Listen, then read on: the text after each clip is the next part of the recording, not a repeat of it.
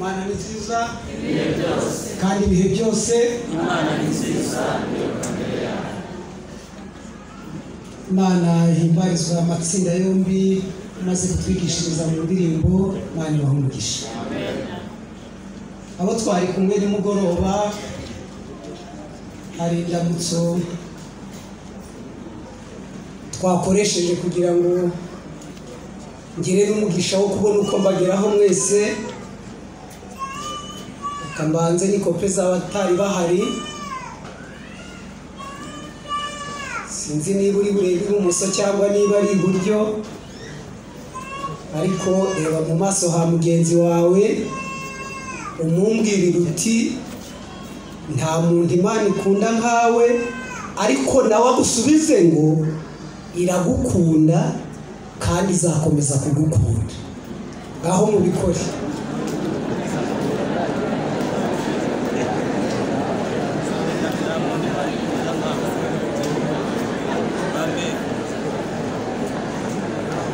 Se buriya n'abana babishoboye, reka mbisubiremo ku bw'abana. Kandi bana nanjye nitwa Nyakana, ndi bazina.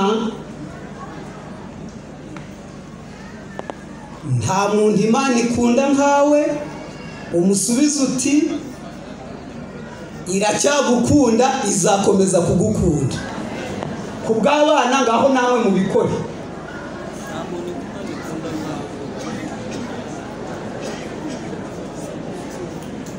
Nari nkeneye kumva nayo majwi. Mfite indamutso z'umuryango wanjye, mfite indamutso z'itorero rya Galilaya aho nsengera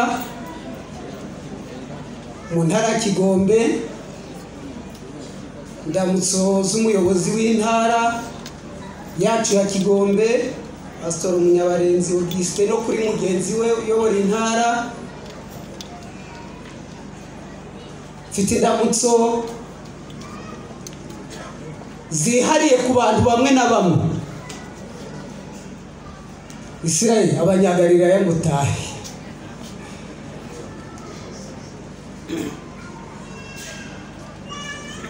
Natunguwe cyane no kubona umuhungu wanjye Izere Parufe n'umukazana wanjye hano. Baba dufitanye amateka menshi akiri umwana muto. Yaba naramusitayeho mba mbonye ishyano. Kibwirizwa cyari kunkamana pe. Imana imfashe nje ngira ibibwirizwa bivuye ku mutima bitari ibyo kwigana. Nk'ubiyo nza kuba naramusitayeho muri buriya bwana, akabona mpingutse aha. Twari duherukanye ari Remera. Uba hose mwa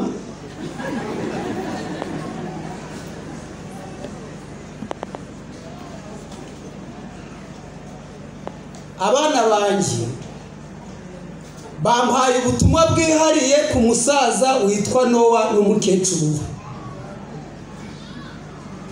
Mwababyeyi mwe murahari? Umukobwa wa Pastor Rwamiheto ngize amahirwe kongera kukubona. Igihe mperukira hano kuri ritorero rya Nyamirambo, munsi nandagize umugisha nzana na madamu. Saa sita rero twakirirwa kwa Nowa mu rugo rw'umusirimu, mu rugo rw'umukire.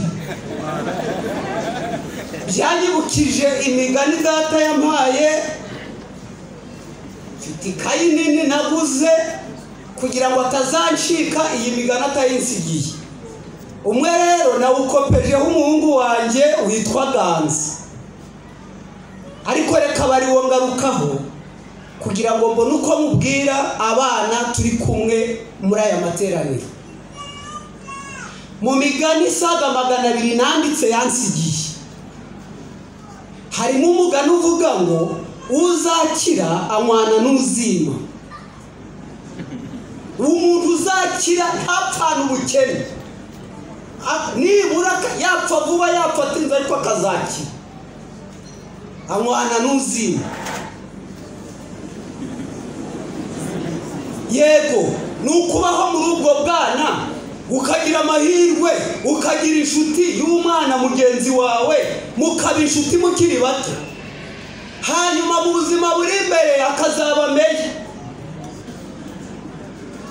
Wowe nta n'uwaguha n'igipangu cye ngo ugikinguye, ubwo se ubuzamu ubwo nta babushatse bakabubura, nigeze kubusaba ndabubura.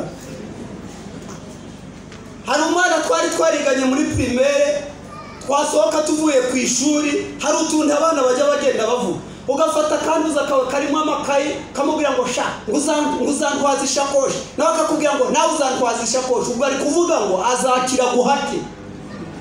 Uziko nanjye ibyo nabivuze. Umwe muri abo bana twabibwiranye ari Musanze, ntabwo mvuga izina rye, simvuga n'ibyo akora kuko mvuze amakampani ayobora mwamumenye, ni icyamamare muri iki gihugu arazi. Mvuze hamwe mu mishinga ye ubu abenshi mwaba mumumenye.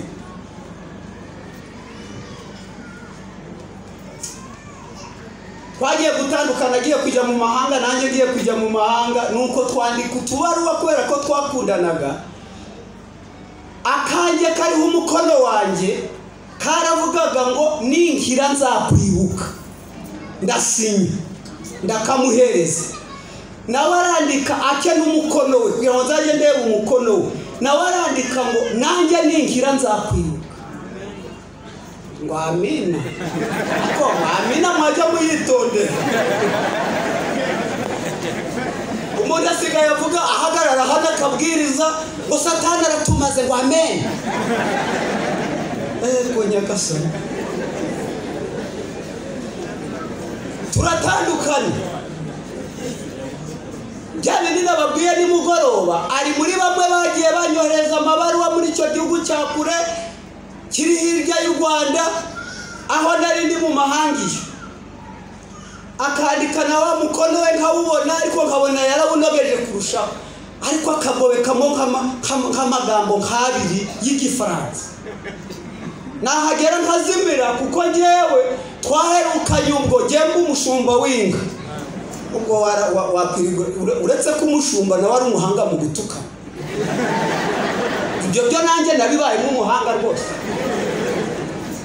Rwa rupapuro nkarurambika nkarwubikaho umutwe nkarira. Igihe kiza kugera mu mezi ya nyuma y'94 duhurira muri iki gihugu. Ndi kwigenzagenza ku mugezi witwa Kigombe hariya mu mujyi wa Musanze, nuko mbona imodoka itaye umuhanda gatoya iri kunsatira, umva si ukuyihigamira njya kure cyane. Nawe ari kunsatira yambonye yamenye uwo ni wa muhungu, ubwo yari afite imodoka. Icyo yamporeye mushimire, yampaye rifu. Nari nduye ku Musanze, aranzamura ngezi Yawunde we kuko niho yaratuye, nuko mvamo ndagenda. Ariko nyine ubwo hari ibyo twaganira, aza no kumbwira ikiwerije gikomeye asigaye akoramo. Bonye abana bagiye kuburara rero ndagenda, nari namaze kuhamenya, nuko njyayo musanga mu biro. Ndatangira rero hari ukuntu nyuriye ukabanza kwibajisha amahoro kandi atariyo yakusa. Undi cyari kinzanye kwari kumusaba akazi.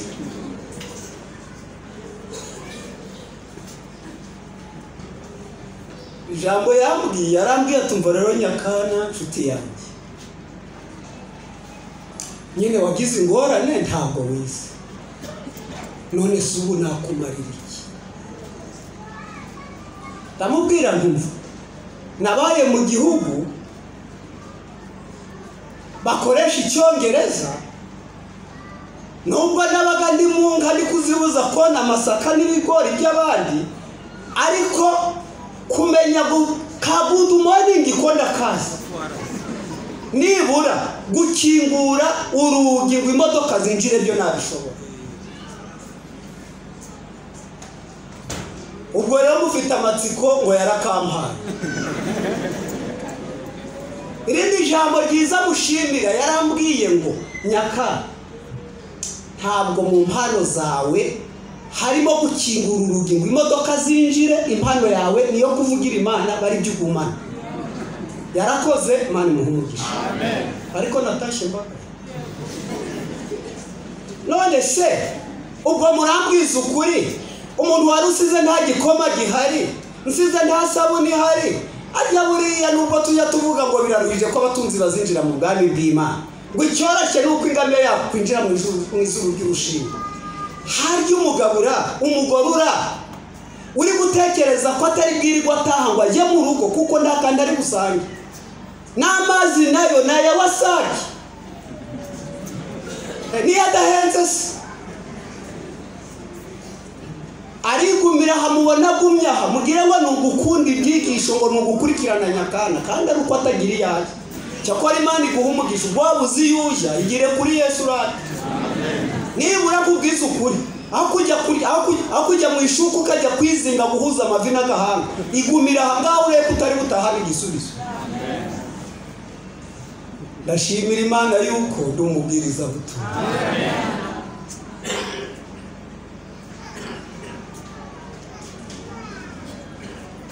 Data Nowa, kwakirwa iwawe byambereye umugisha.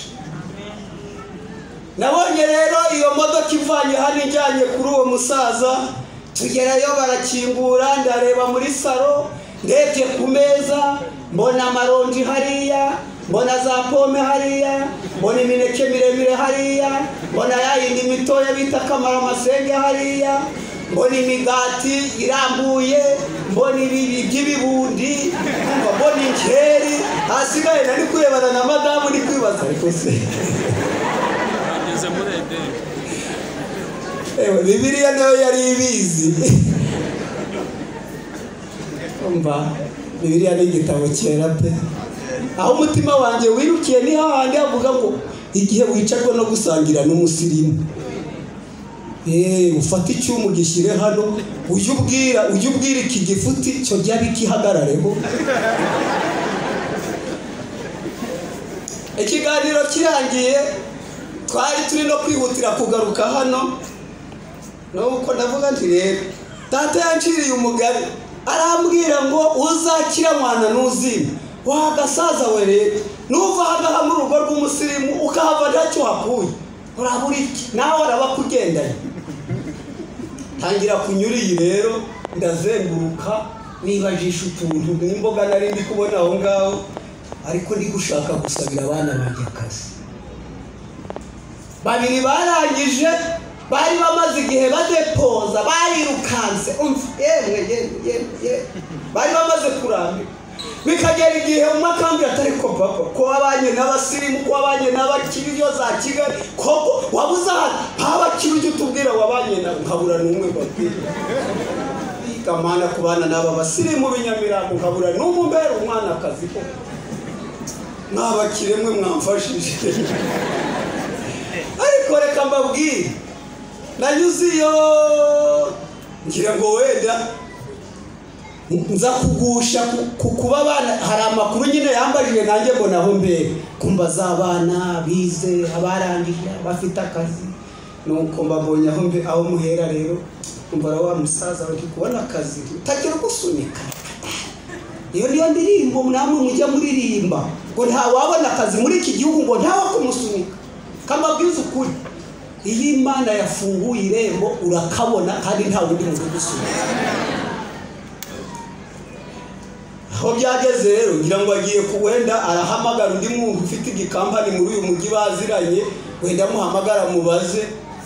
Nuko ngiye kumva barambwira ati nuko ukaba uri kumwe n'abana babiri bakaba bamaze umwaka bagafata uwa kabiri bari muri shomaje nta kazi. Iko wa musaza burya n'ibyo byawe ahubwo ntibinsubiranye inyuma simbaye injiji, sinikozeho ahubwo singaragaje ubutandame n'ubunyamusozi bw'iwacu. nta gihumbi yampaye kandi ndatekereza ko atakibuze, ariko ikintu cyantangaje yampaye umurongo arambwira tuzanyura aha, uzakora utya, uzabigenza utya, kandi uzampamagare umbwira aho bigeze. Naricecekeye rero wa musaza,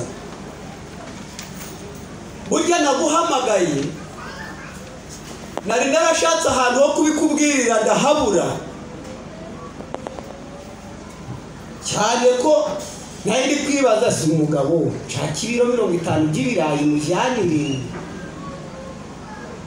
wakuba bibuze si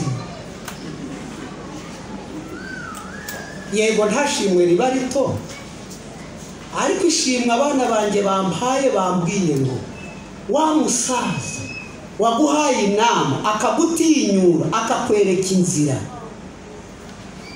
umubwire ngo ubwo buryo twarabukoresheje, twemera inama z'umusaza, twemera impanuro umubyeyi wacu atuzaniye.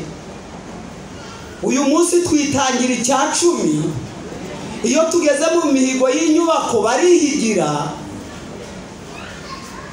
iyo batashye ubukwe no muri korari baritangira. Nari ndi gupfundika akantu k'ibyumba nka 2 na saro, nuko baranyegera barambwira bati uburyo bwo kubaka bugezweho, nubwo kaba ari gato shyiramo dushe nawe se. Hego mwabana mutima kiremo ibyo bisirimu byanyu rero,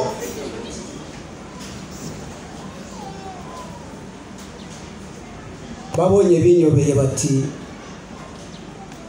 genda ujye kuri konte kuko ndi mandateri wabo, nuko mbona bahabitseho miliyoni 2.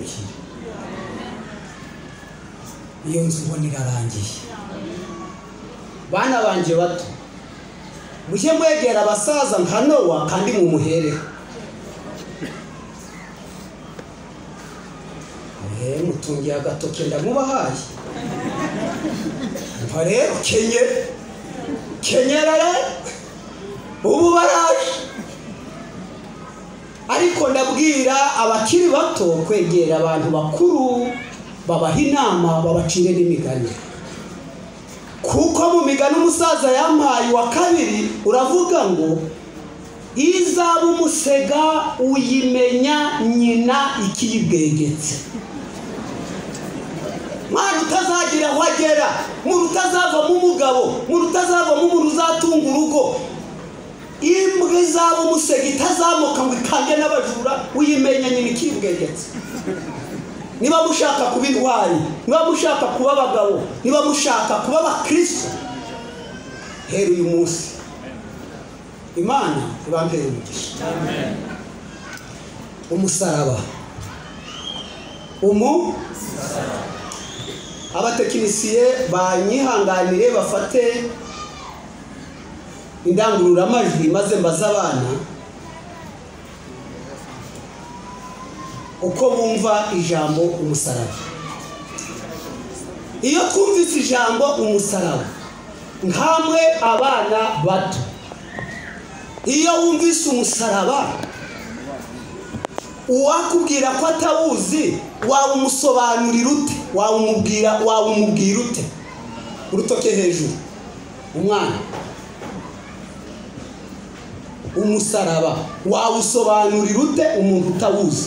Umeze ute, ukoze ute, usute? Tawe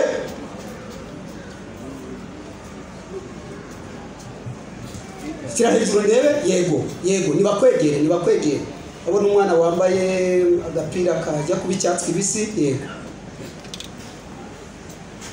Namubwira ko ari igiti gishanya Yesu Kristo ubwo yatwitangiraga.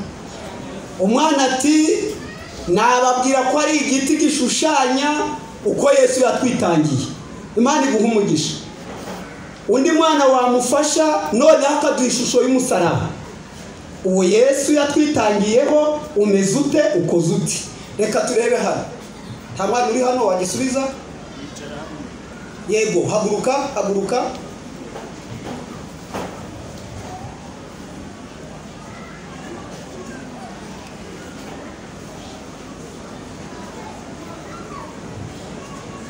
igiti kimanuye n'ikindi gitambitse. Mani guha umugisha cyane.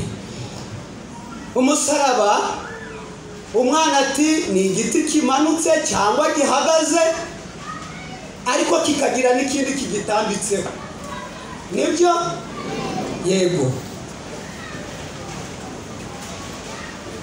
Reka mbaza abantu bakuru,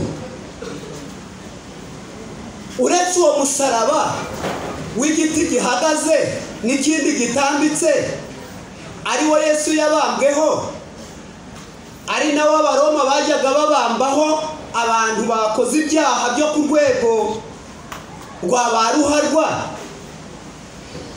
nk'umuntu mukuru iyo wumvise abantu bavuga ngo Nyakana yikoreye umusaraba, wowe wumva bavuze iki? Umuntu mukuru, reka mpamahirwe rura ruhande, icyo gihe baba bavuze iki? Bavuze Nyakana ntunamureba, bavuze ni inkuru bari gusubiramo ari Musanze, ariko wumvise batari ikiganiro ngo Nyakana yikoreye umusaraba. Icyo gihe wumva ko bimeze bite kwa Nyakana? Yego. Ngo ngwiki? Ibibazo gusa se?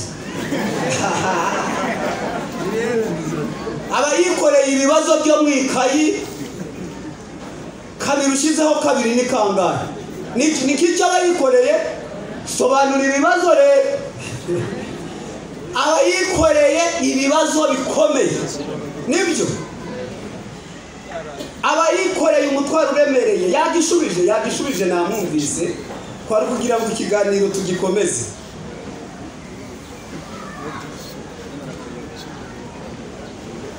Ni umutwaro uremereye w'ubuzima. Inkomoko y'umusaraba n'amateka yawo simbitindaho, nibwo buryo Abaroma bari barahisemo gukoresha kugira ngo umuntu wari uharwa bamuha n'icyo gihano kibabaza, bitari ukuryana kw'imisumari gusa, ahubwo rube ari n'urupfu rurimo n'agashinyaguro, burimo itesha agaciro.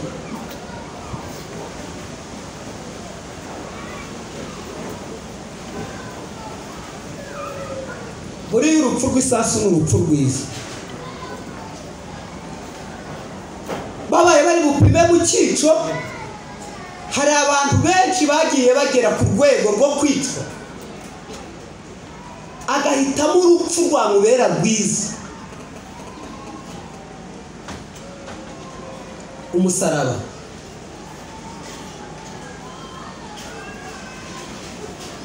Iyo ukurikiranye iby'amateka y'uriya musaraba muri kiriya gihe cy'ingoma y'Abaroma, usanga hari aho bagereranya iki giti gihagaze.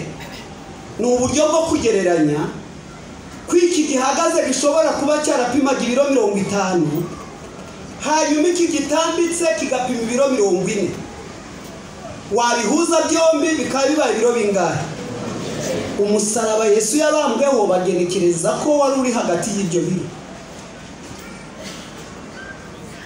Bibiliya ifite ikivuga kandi kenshi ku musaraba. Reka twambaze Imana idufashe kumva umusaraba. Mana idukunda kandi ihoraho, uri Imana itanga. Watanze ubushake bwawe bwo kuturema kuri iyi shusho yawe.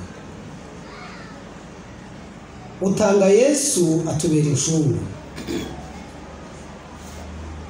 arakomereka kugira ngo atwomore, arapfa kugira ngo tubeho, arazuka ngo intsinzi ibe yacu.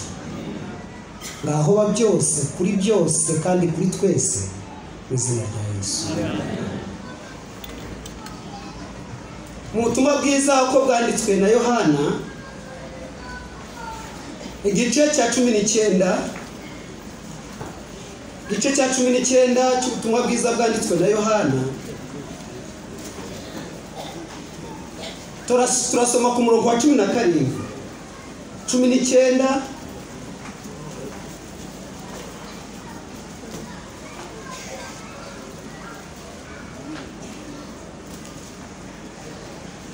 ku murongo wa 17 haravuga hati asohoka yiyikorereye umusaraba agera ahantu hitwa inyabihanga mu ruheburayo hitwa igorogota. Yesu yasohotse mu murwa wa Yerusalemu yiyikorereye iki? Yiyikorereye umusaraba.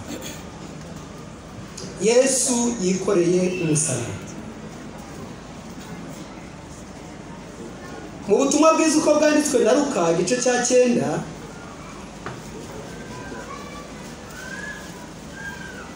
Yesu yahavuze undi musaraba utaruriya yikoreye.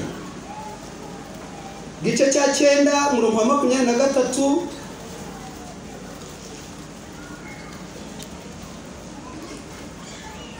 Yesu ahanura asobanura iby'inzira y'umusaraba. Umurongo wa 23 abwira bose ati umuntu nashaka kunkurikira nagenza ati umuntu nashaka kunkurikira ni yiyange cyangwa yiyange yikorere iki? Wande Badivantiste umunsi wa 7 ku bashyitsi muri hano twebwe n'inyuguti imwe tuyiha agaciro kayo.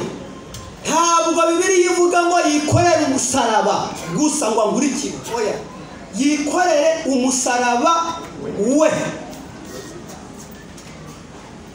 Muvandimwe wanjye turi kumwe muri uyu mwanya, Yesu arakurarikira kwikorera umusaraba wawe, kandi buri wese agomba kwikorera uwe. Nta biro nubwo byaba 2 by'umusaraba wa madamu nshobora kumufasha. Bana banjye ndabakunda, nta numwe nshobora gufata ku kiro cy'umusaraba yikoreye kandi nawe afite uwe. Buriya nabariya abantu ko mubareba nabo bafite umusaraba bikoreye wabo.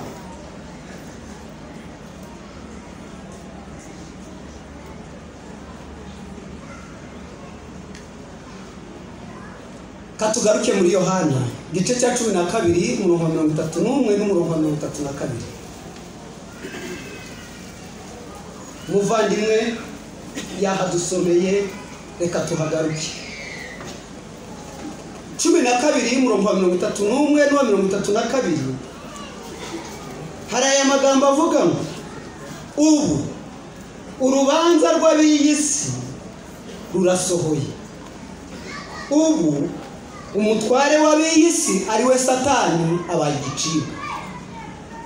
Nanjye uwo ni Yesu Kristo wivuga, nanjye nimanikwa hejuru y'isi nzireherezaho abantu bose. Umusaraba wari uwisoni, umusaraba wari uwipfunwe, igiti cy'intera agahinda, igiti cyo kubabarizwaho. Umusaraba umwami wanjye nawe yabambweho. Uyu munsi ni umusaraba urukundo, n'urwibutso rwo gutsinda, n'urwibutso rw'ubwishingizi nge nawe twahawe. Kiriya giti gihagaze gishinze, igice cyacyo cyo hasi gishinze kuri iyi si kandi gishimangiye mu butaka n'ikuzimu aho abasinziriye baruhukiye. Umutwe wacyo ukoze mu bikari byo mu ijuru.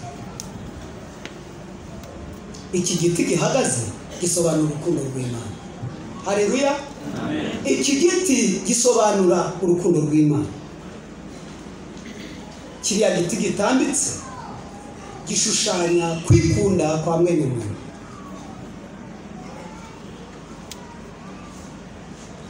Njyewe nawe buri wese arikunda mu buryo bumwe cyangwa ubundi. Ntabwo ngiye gutanga ingero zo kwikunda kwacu, ariko ndashimira Yesu ko yafashe kwikunda kwanjye akagutera ku rukundo rwe, agashimangiramo imisumari y'insinzi, ubu njye nawe tukaba twarangijwe gukunda. Haleluya. Ku musaraba urukundo no kwikunda byahagaze bihanganye. Umusaraba werekana urukundo iburyo n'ibumoso, kandi umusaraba ni umurunga w'umubano w'Imana n'abantu bayo, kandi umusaraba ni n'umurunga, ni ipfundo ryo kubana neza kwanjye nawe. Nshuti zanjye bavandimwe, iyo bitaba umusaraba sinzi uwo mba ndiwe none. Iyo bitaza kuba umusaraba nkaba ntaraha, simvuga hano muri rusengero rwa Nyamirambo, ndavuga mu nzu y'Imana, mbese umba ndihe. Iyo bitaba umusaraba nawe uri ahandi, kandi aho handi ntabwo ari ahantu heza.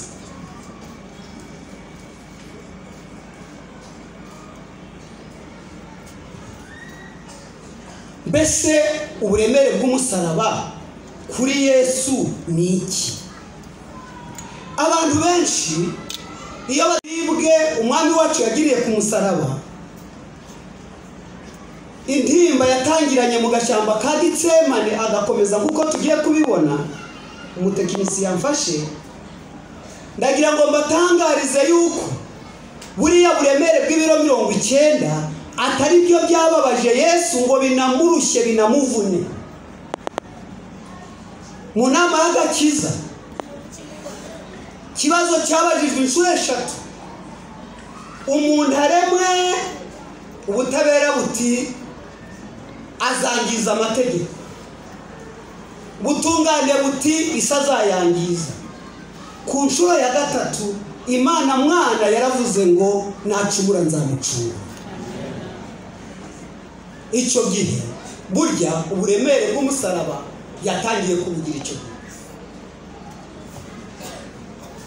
Kuvukira mu nda ya Mariya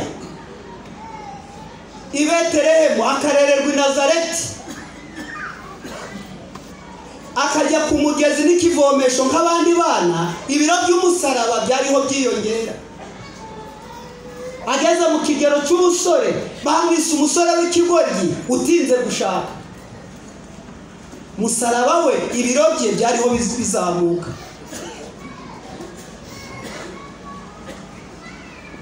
Muri Yesaya igice cya 53 umurongo wa 3 haratangira hatubwira ikintu cya mbere cyatumye ibiro bya Yesu bizamuka.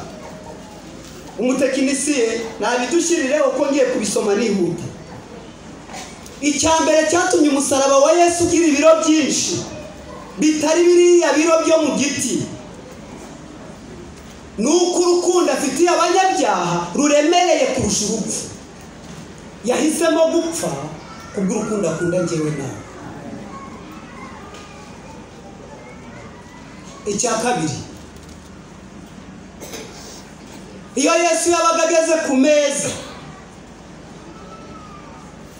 kuri ka gatsima gato k'ingano n'agasosi ko gufatisha uwo mutsima, abana bo mu mihana y'iwabo bihutaga bwangu kuza muri urwo rugo kubera inzara n'ubushonji bafite iwabo. Agahaguruka kuri ako gasahane gato katari kamuhagije, maze iyo sahane akayigomwa kugira ngo abo bashonji bahembuke. Ibiro bye bikaba bizamutse. Icya gatatu, iyo yihanganiraga amakoci n'amagambo ashaririye yabwirwaga na bene se n'abaturanyi n'abavandimwe n'abo mu rungano, kwihangana no gutuza no kubababarira babyitaga ubugwari. Ntabwo ari ibintu bijya bitworohera kubona umuntu agusuzugura, kubona umuntu agukandagira, kubona umuntu aguciye amazi. hari umuhungu wacu mugenzi wa Parufa akaba n'inshuti ye 1995 na 6 na 7 aho n'umuhungu wirabura yabonye abantu bo mu giturage nuko arabakanga hari ukuntu yahinduye ijisho maze yivugisha ururimi rw'ikigali muri yuratisha niko sha muri yuratisha igihe yakoreshaga iyi mvugo n'igitsura n'ijisho risharire ritukuye n'urukara rwinshi babantu baratitiye nyine bagira ngo ni yamarere yambaye gisivili ariko uko bari kunyerera kugira ngo barebe uko bamucika umwe muri we yaraziranye n'umwe mu basirikare bakubitanye nawe nuko aramubwira ati umusirikare warunguye mu yokotse nuko ati uwo musirikare waruguhitanye rero ati genda umunyereke baraza gahoro gahoro nuko agira cyamutunza gatoka ati nuriya abikora ariko ari kure kandi ubwo Parufe yamumenye nuko wa musirikare baraje we yari yambaye teni n'imbunda ye yambaye kwa kundi nuko baraje aramubwira ngo sha uri giki muri ibyo bihe bya mbere atari yakawikoreye yari yamaze kugira ibiro byinshi by'umusaraba uremereye cya 8 gukubitwa sinjyanze ariko yakubiswe abohewe ku giti ubutumwa bwiza bwa Mata igice cya 27:26 harabihamya ko inshuro ebyiri yakubiswe aboshye. Icya 9 umusaraba bamuhaye ngo yikorere wari wagenewe umugabo witwa Baraba. Inshuti zanjye, umusaraba Yesu yikoreye ninjye nawe twagombaga kubambwaho. Icya 10 uyu musaraba yawugwanye inshuro 3. Icya 11 kiraba umugisha, kiraba amahirwe, kandi amahirwe yanjye nawe. Igihe yagwanaga umusaraba ku nshuro ya 3 bamuhagurukije bamukubita imigeri ngo haguruke vuba, ariko Abaroma n'Abayuda bamutanze bakamushyira mu maboko y'Abaroma barabyitegereje baravuga bati uyu mugabo amaze kunegekara niyongera ku nshuro ya 4 ntabwo ari bubyuke, kandi arabatugendanye tutamubambye kuri kiriya giti. Batangira kurebana no kwibazanya uwaba musamiyeho gato akamuhumekereza ariko akawugerana inyabihanga. Umugabo witwa Simoni w'umunyakurene w'umunyafurika yo kabyara yari yibereye muri gahunda ze, ariko amakuru y'ibya Yesu yaramugezeho, kandi amakuru ya Yesu yaragejejweho n'abana be. Avugana amarangamutima no kurebana amarangamutima. Iyo umuntu ari kurebana amarangamutima urabibona ko umuntu afite impuhwe n'imbabazi. Niho bagize bati ngaho se nikifato umusaraba kiwikorere maze tu. Ako kanya ntabwo barinze gutindiganya, ariko pe Simoni yabaye nka wa wundi wo korosoro wabyukaga yawakiriye vuba na bwangu. Nshuti zanjye tukiraha kandi ntegereza gusoza. N'uyu munsi ntabwo Yesu yikoreye umusaraba wa wundi yabambwe higorogota, ariko yikoreye umusaraba uremereye wo kudakizwa kwanjye nawe.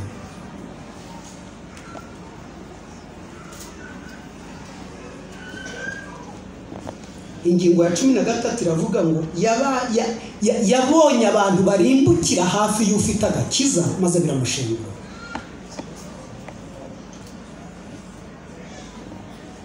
Cumi na kabiri kiratubwira kwiceka k'umusaraba winjira mu butaka.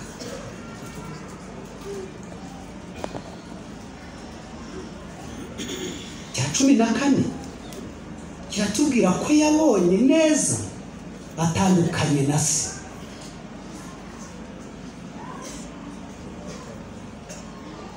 Kagaruke ku mahirwe ya Simoni. Ubu musaraba yikoreye umuremerereye ni ukubona ugiye kurimbukira hafi y'agakiza. mu itorero rifite agakiza aritegereza akabona uririmukiyemo.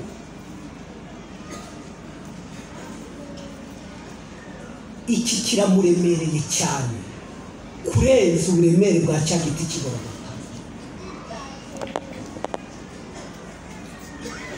Mbese ntiwaba nka Simoni wamuhuhiyemo mu minota mike n'urugendo rugufi rwari rusigaye, ariko akabona uko agera i Nyabihanga? Ntiwamukundira ukamukuriraho ibiro bibiri? Wowe ntiwamwemerera ukamukuriraho kimwe nibura?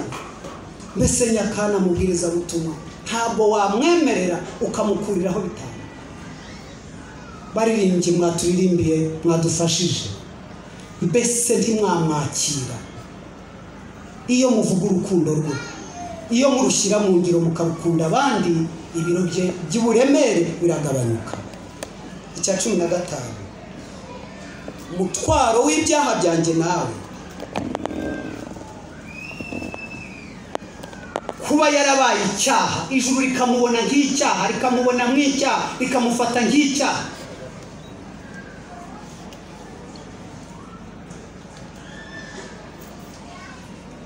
Ndagira ngo mbatangarize ko ari byo byatumye turi ku mutima.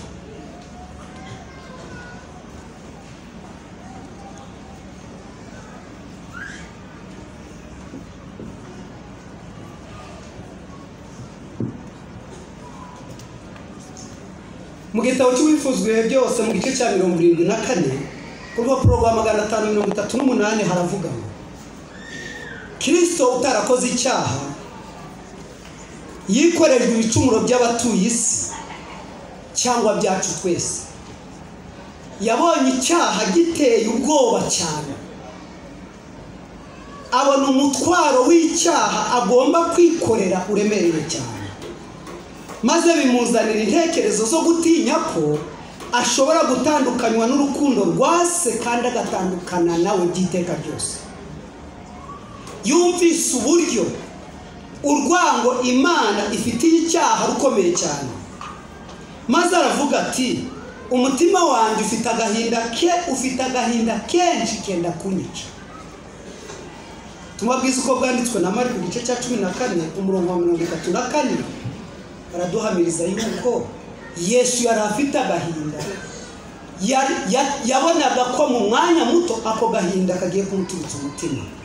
Nshuti zanjye turi kumwe, ntiwanyemerera aka gahinda afitiye abanyabyaha tukagasasanira, ugafataho ikiro ngafataho ikindi, turirira abazimiye kandi tukakira n'agakiza ko ari byo byatuma ruhuka. Mu kanya turaba dufite insanganyamatsiko ivuga ngo uzagendera ku ifarashi kuko uri uw'umwami akunze kubaha. Ni bangahe basaba ijuru ngo ribafashe, ridufashe, rigufashe, rimfashe, maze dushobozwe kugira ibiro dufata byo kwikorera umusaraba kugira ngo Yesu aruhuke? Ni bangahe babisaba nk'uko mbisaba? Ijuru riturebe neza kandi ritwishimiye.